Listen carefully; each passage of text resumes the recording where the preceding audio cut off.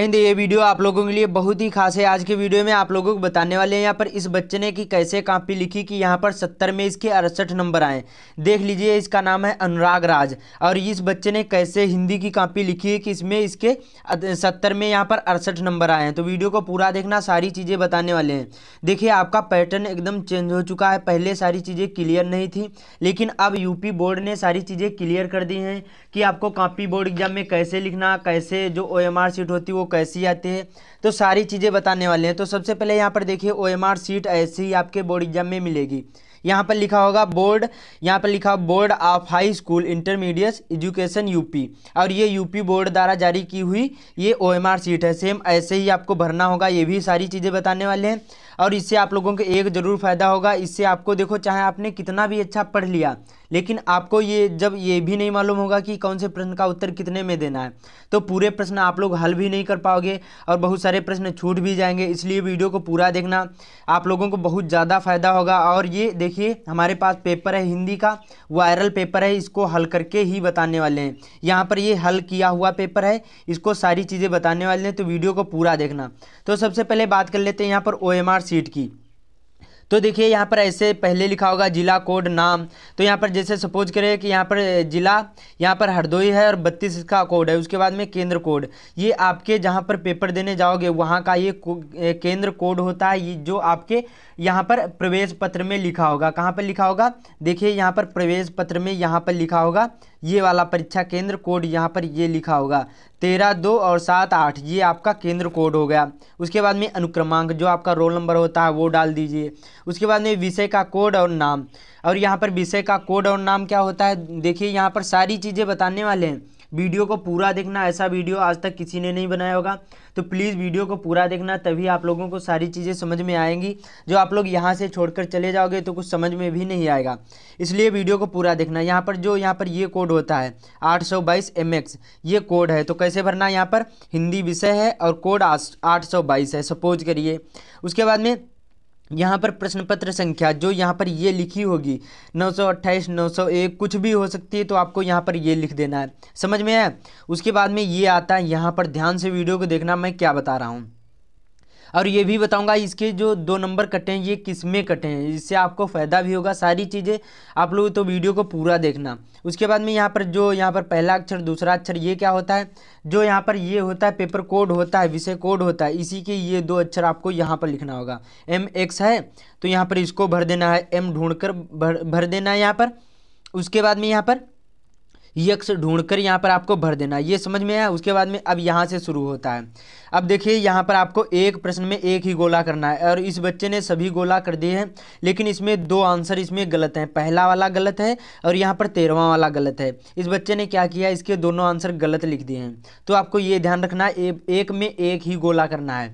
तो ये तो आपको समझ में आ गया होगा। उसके बाद में यहाँ पर आपको सिग्नेचर करना होगा, परीक्षार्थी के हस्ताक्षर यहाँ पर, बाकी यहाँ पर मोहर लगेगी जहाँ आप लोग पेपर देने जाओगे। बाकी सेम ऐसा ही होगा। समझ में आया? ये तो हो गया आपका OMR सीट। अब चलते हैं यहाँ पर बोर्ड में कॉपी कैसे लिखना है, और ये डेमो कॉपी है, सेम ऐसे ही आपको लिखना है। ऐसे जो समझ गए तो आप लोग बहुत ही अच्छे मार्क लाओगे। इसलिए वीडियो को पूरा देखना, सारी चीज़ें एक एक पॉइंट को बताऊंगा कि कैसे लिखना, कहाँ पर कौन से क्वेश्चन का आंसर लिखना है, तभी आप लोग अच्छे मार्क ला पाओगे, वरना अच्छे मार्क नहीं ला पाओगे, चाहे आपने कितना भी अच्छा पढ़ लिया हो।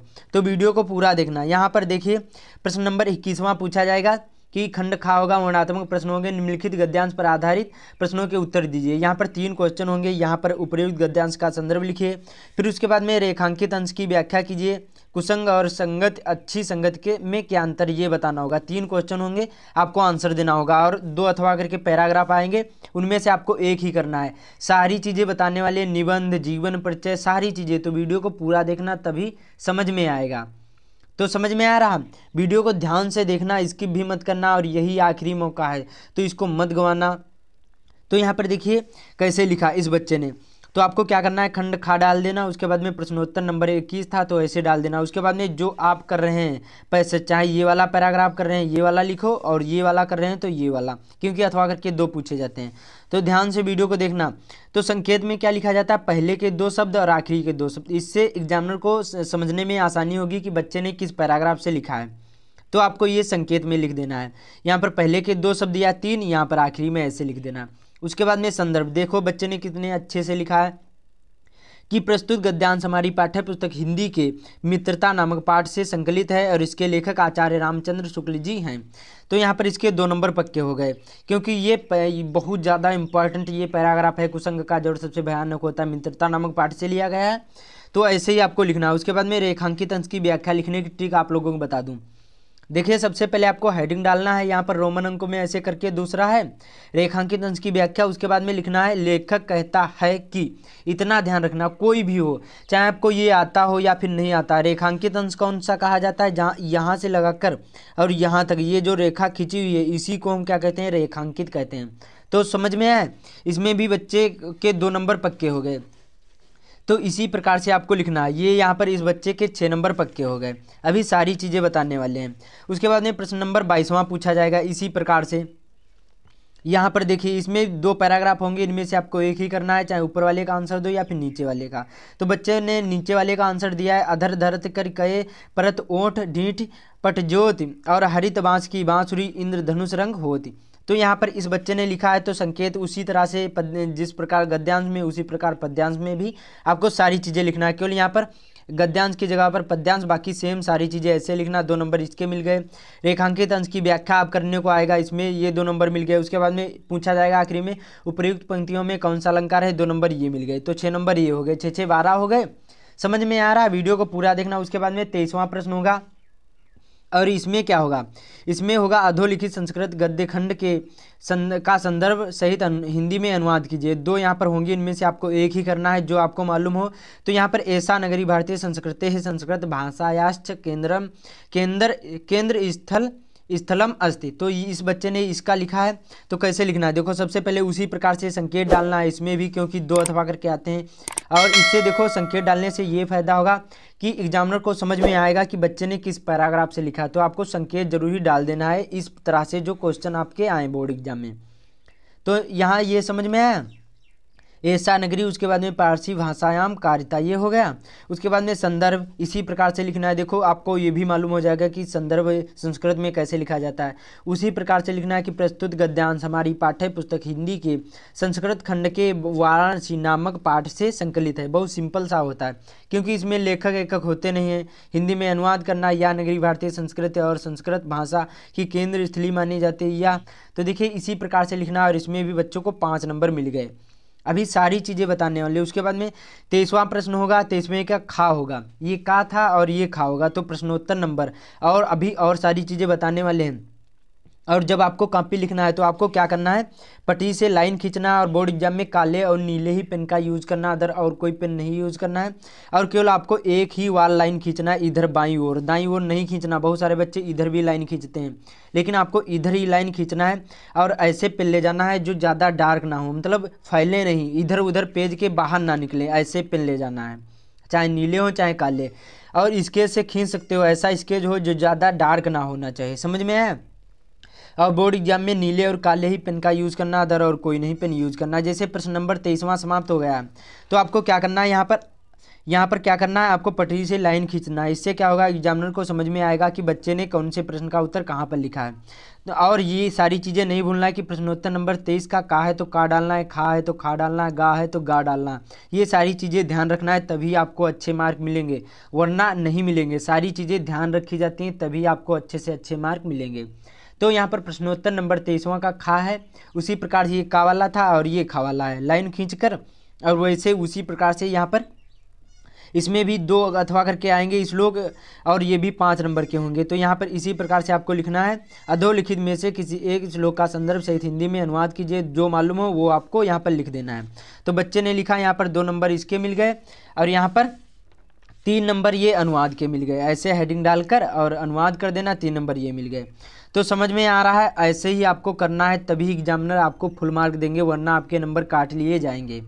तो यहाँ फिर से लाइन, यहाँ पर पटरी से लाइन खींच देना है। इससे एग्जामिनर को समझ में आएगा कि कौन से प्रश्न का उत्तर कहाँ पर लिखा है। अगला है यहाँ पर कौन सा है, ये प्रश्नोत्तर नंबर 24 का है। यहाँ पर प्रश्नोत्तर नंबर 24 का यहाँ पर क्या पूछा जाएगा कि अधोलिखित में से किसी एक लेखक का जीवन परिचय व उनकी 2 रचनाओं का नाम लिखे। इसको कैसे लिखना है, देखिए यहाँ पर 3 होंगे जीवन परिचय, इनमें से आपको जो मालूम हो वही लिखना है। मैंने इस पर भी वीडियो बना दिया है। आचार्य रामचंद्र शुक्ल, डॉक्टर राजेंद्र प्रसाद, जयशंकर, सभी के मैंने वीडियो बना दिए हैं, तो चैनल पर विजिट करके देख सकते हैं। हर एक वीडियो आप लोगों को प्रोवाइड करी जा रही हैं, तो चैनल को जरूर ही सब्सक्राइब कर लेना और इस वीडियो को ज़्यादा से ज़्यादा शेयर कर देना, क्योंकि ये वीडियो आप लोगों के लिए बहुत ही खास है। और कुछ भी पूछना हो आप लोग कमेंट में पूछ सकते हैं। तो यहाँ पर प्रश्नोत्तर नंबर 24 ऐसे ही डालकर कोई भी प्रश्न नहीं उतारना है। जो जैसे प्रश्न उतारोगे तो केवल टाइम ही आपका बर्बाद होगा और कुछ नहीं होगा, क्योंकि प्रश्न उतारने से आपको फ़ायदा नहीं होगा, केवल आपके प्रश्न आखिरी में छूट जाएंगे। इसलिए आपको कोई भी प्रश्न नहीं उतारना है, जैसे इस बच्चे ने लिखा है सेम ऐसे ही लिखना है। तो यहाँ पर प्रश्नोत्तर नंबर 24 का है। उसके बाद में यहाँ पर तीसरा कर रहे हैं डॉक्टर राजेंद्र प्रसाद का, तो यहाँ पर रोमन अंकों में तीसरा करके डॉक्टर राजेंद्र प्रसाद लिख देना है। उसके बाद में यहाँ पर जीवन परिचय हेडिंग डालकर काले पेन से अब यहाँ से शुरू होता है। ध्यान से वीडियो को देखना, इससे देखो आप जैसे आपने याद कर लिया तो आपका रिवीजन भी हो जाएगा। तो यहाँ पर क्या लिखा है, देश रत्न डॉक्टर राजेंद्र प्रसाद का जन्म सन 1884 ईस्वी में बिहार राज्य के छपरा जिले के जीरादोई नामक ग्राम में हुआ था। और ये जो आपको काले पेन से लिख देना है, जैसे कुछ गलत हो जाए तो केवल उसको एक बार काटना है, उसको हाईलाइट नहीं करना है।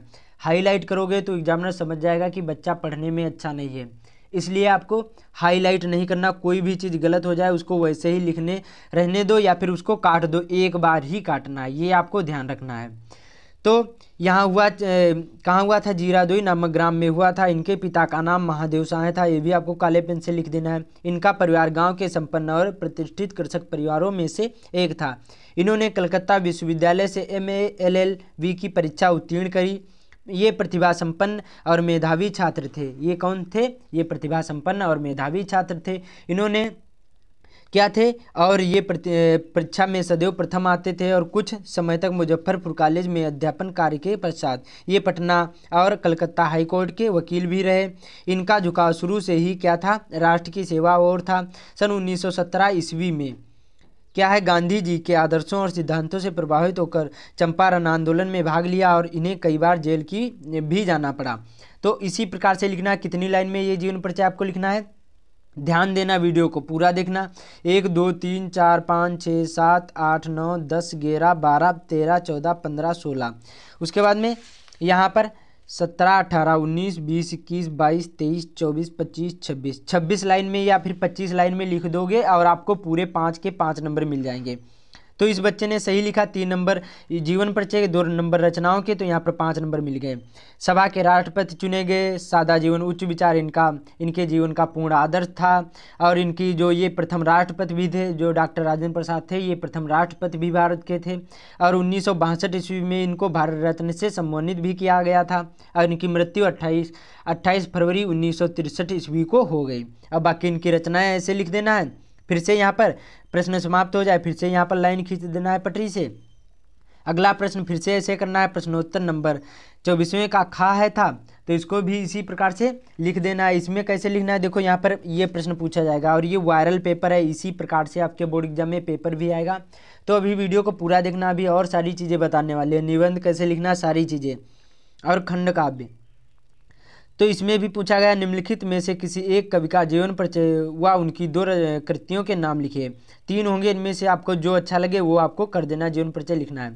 तो इस बच्चे ने किसका लिखा है, बिहारी लाल जी का लिखा है। तो ये दूसरा था, तो रोमन अंकों में दूसरा करके काले पेन से लिखना है। उसके बाद में फिर से यहाँ पर हेडिंग यहाँ पर जीवन परिचय की, बाकी ऐसे बिहारी लाल जी का जन्म सन 1603 ईस्वी में लगभग ग्वालियर, यहाँ पर ग्वालियर के निकट बसुआ गोविंदपुर गांव में हुआ था। इनके पिता का नाम केशव राय था। इन्हें मथुरा का चौबे ब्राह्मण माना जाता था। इनके विद्वानों ने इनको आचार्य केशवदास का भी पुत्र स्वीकार किया है। इन्होंने स्वामी नरहर दास के संस्कृत प्राकृत आदि का गहन अध्ययन किया। इसी प्रकार से लिख देना, 3 नंबर इसमें आपको मिल जाएंगे जीवन परिचय में। और इसको भी उतनी ही लाइन में लिखना है, 24 या 25 लाइन में फुल मार्क मिलेंगे। और 2 नंबर रचनाओं के ऐसे ही हेडिंग डालकर आपको लिख देना है। बिहारी लाल की एकमात्र ही रचना है बिहारी सतसई, जिसमें 723 दोहे हैं, बस ऐसे ही लिख देना है। प्रश्न समाप्त हो जाए, फिर से पटरी से लाइन खींच देना है। उसके बाद में यहाँ पर प्रश्न नंबर 24वां पूछा जाएगा, ये भी ध्यान से देखना वीडियो को। यहाँ पर पूछा जाएगा कि अपनी पाठ्यपुस्तक से कंठस्थ किया हुआ कोई एक श्लोक लिखे जो इस प्रश्न पत्र में ना आया हो। इसलिए आपको कम से कम 4 या फिर 3 श्लोक जरूरी याद कर लेना है, क्योंकि 2 तो आपके बोर्ड एग्जाम में यहाँ पर पूछे जाएंगे, और 2 जो यहाँ पर पूछे जाएंगे वो आपको नहीं लिखना। वो जो लिखे होगे तो आपको नंबर ये नहीं मिलेंगे। तो आपको ये भी ध्यान देना है। तो आपको दूसरा ही लिखना है, तीसरा लिखना है जो आपको याद हो। तो इस बच्चे ने अच्छे से लिखा है। और पाई मात्राओं का विशेष ध्यान देना है हिंदी में। जो पाई मात्राएं गलत हो गई तो आपको नंबर भी नहीं मिलेंगे और काट दिए जाएंगे। तो पाई मात्राओं पर विशेष ध्यान देना है। श्लोक हेडिंग डालकर यहाँ पर लिख देना सर्वे भवन्तु सुखिनः सर्वे सन्तु निरामया सर्वे भद्राणि पश्यन्तु मा कश्चित् दुःखभाग् भवेत्। और आप लोग कमेंट में बताना कि आपके कितने श्लोक तैयार हैं।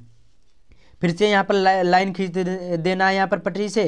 फिर से यहाँ पर प्रश्नोत्तर नंबर 26 है। कोई भी प्रश्न नहीं उतारना, ये आपको ध्यान रखना है। और ये प्रश्न पूछे जाएंगे 4, इनमें से आपको 2 ही करने हैं और 2-2 नंबर के होंगे। तो इस बच्चे ने करे यहाँ पर, इसको यहाँ पर 2-2 नंबर मिल गए। फिर से यहाँ पर लाइन खींच देना है। और यहाँ पर खंड का भी पूछा जाएगा, 27वां प्रश्न होगा। तो इसमें कैसे लिखना, ये अपने अपने जिले वाइज होते हैं। आपके जिले वाइज में कौन सा खंड का भी, ये भी कमेंट में बताना। 27वां होगा जो आपके ज़िले में हो। चाहे चरित्र का, यहाँ पर किसी पात्र का चरित्र चित्रण पूछा जाएगा, या फिर प्रथम सर्ग का सारांश लिखे, कुछ भी पूछा जाएगा। अथवा का मतलब होता है एक, चाहे ऊपर वाले का आंसर दो या फिर नीचे वाले का।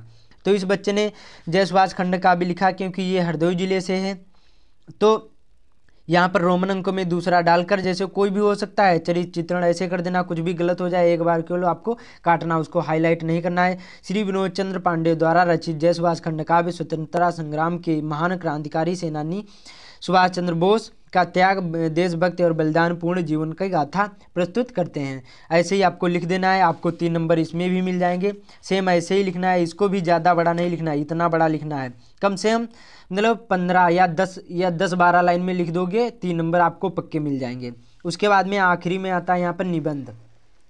और ये यहाँ पर 5 निबंध पूछे जाएंगे या फिर 4 पूछे जाएंगे, इनमें से आपको एक ही करना है। और 28वां प्रश्न होगा, ये क्लास 10th वालों के लिए है। 28वां प्रश्न होगा, जो भी आपको मालूम है, जैसे हमने इस पर भी बना दिया है, पर्यावरण प्रदूषण पर और जनसंख्या वृद्धि, कोरोना वायरस पर, सभी पर मैंने वीडियो बना दिए हैं। तो चैनल पर विजिट करके देख सकते हैं। तो मैंने इस पर बताया कि इस बच्चे ने इस पर बताया, जनसंख्या वृद्धि पर बताया।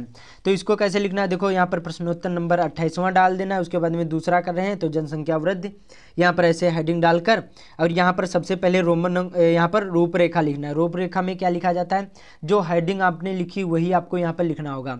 तो रूपरेखा में प्रस्तावना, जनसंख्या वृद्धि के कारण, जनसंख्या वृद्धि के प्रभाव, जनसंख्या वृद्धि के बचाव। उसके बाद में यहाँ पर आपको और लिखना होगा। और जैसे एक कॉपी समाप्त हो जाए, क्योंकि ये एक कॉपी समाप्त हो गई है, अभी उसको भी बताऊंगा कि कैसे लिखना है जब दूसरी कॉपी समाप्त हो जाए।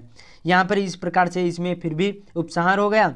फिर प्रस्तावना, पहली हेडिंग डालकर, देखो 3 मेन पॉइंट होते हैं निबंध के। पहला होता है प्रस्तावना और मेन बॉडी। मेन बॉडी में क्या लिखा जाता है, जैसे वृद्धि के कारण, प्रभाव, ये सारी चीज़ें बचाव लिखे जाते हैं। और आखिरी में लिखा जाता है उपसंहार। तो ये 3 चीज़ें जो आप समझ गए तो निबंध लिख पाओगे। तो ऐसे ही लिखना है, मतलब 1.5 पेज में लगभग में आपको लिखना है, क्योंकि 150 शब्द सीमा होते हैं। तो आपको 9 नंबर मिल जाएंगे। इस बच्चे ने अच्छे से लिखा है। और अच्छी राइटिंग पर विशेष ध्यान देना। जो आपकी अच्छी राइटिंग नहीं है तो राइटिंग जरूर बना लीजिए। राइटिंग पर विशेष ध्यान देना, तभी आपको एग्जामिनर फुल मार्क देंगे। तो यहाँ पर देखिए ये 9 नंबर इसको मिल गए हैं। इसकी अच्छी राइटिंग थी तो इसके केवल OMR शीट में 2 ही नंबर कटे हैं, उसमें कुछ गलत कर दिया गया होगा। तो ऐसे ही लिखना, 1.5 पेज या फिर 1.5 पेज, 1 पेज और 5-6 लाइन में लिख देना है। आपको फुल मार्क मिलेंगे, एक भी नंबर नहीं कटेगा। तो ऐसे ही लिखना है। और जैसे एक पेज, जैसे एक कॉपी भर जाए तो आपको क्या करना है, यहाँ पर जो फर्स्ट पेज होगा यहाँ पर इसके ऊपर लिख देना A और प्लस, उसके बाद में B। ये आपको गलतियाँ नहीं करना, इसको अच्छे से यहाँ पर लिख देना है। और इसके आखिरी में जब यहाँ पर समाप्त हो जाए तो यहाँ पर भी आपको क्या कर देना, आखिरी पेज में यहाँ पर भी A+B कर देना है। और अच्छे से आपको कॉपी बांध देना है। इसमें दोनों कॉपी धागा मिलेगा, अच्छे से बांध देना है। और फर्स्ट पेज में कहीं पर भी आपको काटा पीटी नहीं करना है। जो फर्स्ट पेज अच्छे से नहीं लिखोगे तो एग्जामिनर सोचेगा कि बच्चा पढ़ने में अच्छा नहीं, इसलिए आपको फर्स्ट पेज में कहीं पर भी काटा पीटी नहीं करना, ना ही आपको कोई गलत उत्तर लिखना है। जितना अच्छा लिखोगे उतने ही अच्छे मार्क मिलेंगे। कुछ जैसे गलत भी हो जाएगा, जो अच्छा लिखा है तभी आपको एग्जामिनर आपको फुल मार्क दे देगा। तो ये सारी चीज़ें ध्यान रखना है। उम्मीद करता हूँ आप लोगों को सारी चीज़ें समझ में आ गई होंगी। तो इस वीडियो को ज़्यादा से ज़्यादा शेयर कर देना। ऐसे ही आपको लिखना है जैसे जैसे मैंने बताया है, तभी आपको फुल मार्क मिलेंगे। और जो चैनल पर नया है, चैनल को जरूर सब्सक्राइब कर लेना। कुछ भी पूछना हो आप लोग कमेंट में ज़रूर पूछ सकते हैं। और इस वीडियो को ज़्यादा से ज़्यादा शेयर जरूर कर देना, बहुत ही इंपॉर्टेंट ये वीडियो है। मिलते हैं अगले वीडियो।